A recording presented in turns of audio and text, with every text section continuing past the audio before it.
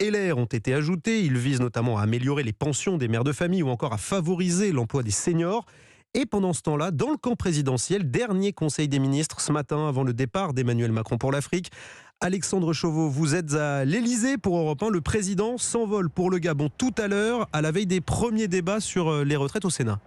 Oui, et le départ du chef de l'État est prévu juste après son déjeuner hebdomadaire avec la Première ministre. L'occasion évidemment d'évoquer les débats à venir au Sénat et le cafouillage d'Olivier Dussopt sur la retraite à 1 200 €.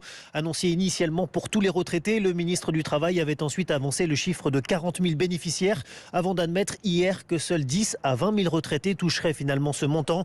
Un rétropédalage qui agace fortement le gouvernement, au premier rang desquels Elisabeth Borne. Malgré tout, l'exécutif cherche à afficher son unité. Édouard Philippe, François Bayrou et Stéphane Séjourné ont ainsi prévu de tenir un bureau exécutif commun au siège du MoDem mercredi prochain.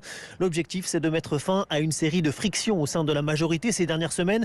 Il y a d'abord eu les frondeurs à la réforme des retraites, chez Renaissance ou à Horizon, mais aussi et surtout l'opposition de Renaissance à une proposition de loi de Naïma Mouchou, proche d'Édouard Philippe, visant à instaurer des peines planchers. Alors que les opposants à la réforme des retraites seront unis le 7 mars prochain, l'exécutif donc lui aussi faire front à sa manière. Alexandre Chauveau du service politique d'Europe 1.